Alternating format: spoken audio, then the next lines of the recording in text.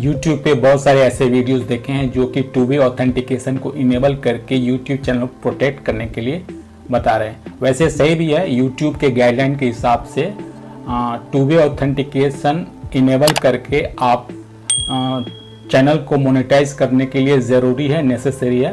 But ये security के view से भी टू वे ऑथेंटिकेशन ज़रूरी है, इसीलिए ज़रूर इनेबल करें। लेकिन इस वीडियो को आप पूरा देखिएगा, क्योंकि मैं कुछ इसमें ऐसे पॉइंट्स बताऊंगा जो कि आपके चैनल को और सिक्योर करेगा।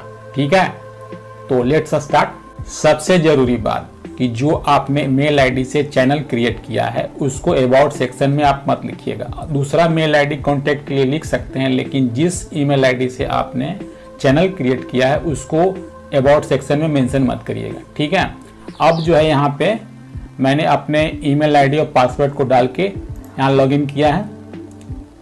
जनरली बहुत सारे केस में मुझे ये देखने को मिला कि उनके मोबाइल पे इस तरह का पॉपअप आता है।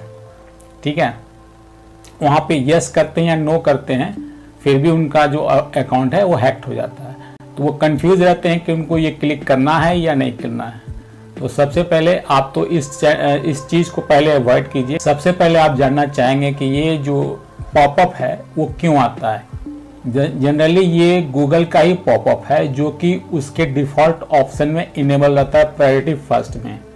एक तो होता है कॉल, एक होता है टेक्स्ट और एक होता है ये टैप, टच करके आप उसके ऑथेंटिकेट करता है वो मोबाइल को।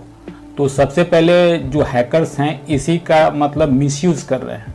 मतलब इसका अगर डीप में मैं बताऊंगा तो वो आपके आईपी का मिररिंग करके आपको एक पॉपअप डिस्प्ले करा देते हैं आपके मोबाइल स्क्रीन पे, और आप गलती से उसको प्रेस कर देते हैं और आप खुद ही ऑथेंटिकेट कर देते हैं। लॉगिन करने के बाद सिक्योरिटी सेक्शन में लिंक्ड अकाउंट, यहाँ पे थर्ड पार्टी ऐप जैसे कि व्हाट्सएप या और भी कोई थर्ड पार्टी ऐप अगर अटैच तो नहीं है आपके जीमेल अकाउंट से, उसको अनपेयर जरूर कीजिएगा, क्योंकि वो आपके ऑथेंटिकेट होने के बाद वो डायरेक्ट लॉगिन होगा जीमेल अकाउंट पे।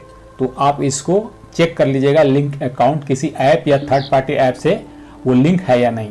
2 स्टेप वेरिफिकेशन में आपने मोबाइल को आपने रजिस्टर्ड करा हुआ है सबसे पहले जीमेल अकाउंट से, तो सबसे पहले आप device you trust revoke all कीजिएगा।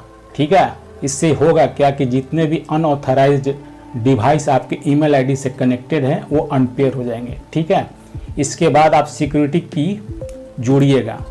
अगर आपके पास ऑप्शन है तो वो गूगल का तो वो डाल सकते हैं, नहीं तो आप अपने जो मोबाइल फ़ोन का आप सिक्योरिटी की इसमें ऐड कर सकते हैं। मैं अपने मोबाइल फ़ोन का सिक्योरिटी की जीमेल अकाउंट में ऐड कर रहा हूँ 2 स्टेप वेरिफिकेशन के बाद। तो ओके, यहाँ पर मैं सेलेक्ट कर रहा हूँ सिक्योरिटी की सैमसंग का।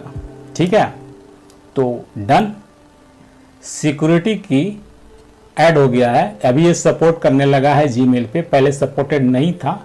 बट आप अगर पॉसिबल है तो आप अपने मोबाइल फ़ोन को मोबाइल फ़ोन के सिक्योरिटी की को आप जीमेल से ऐड कर सकते हैं। इससे होगा क्या कि जो आपका पॉपअप आता है वो पॉपअप नहीं आएगा और डायरेक्ट डबल लेयर ऑथेंटिकेशन आपका फ़ोन और जीमेल आईडी पे इनेबल हो। Don't forget to subscribe and watch my other videos too.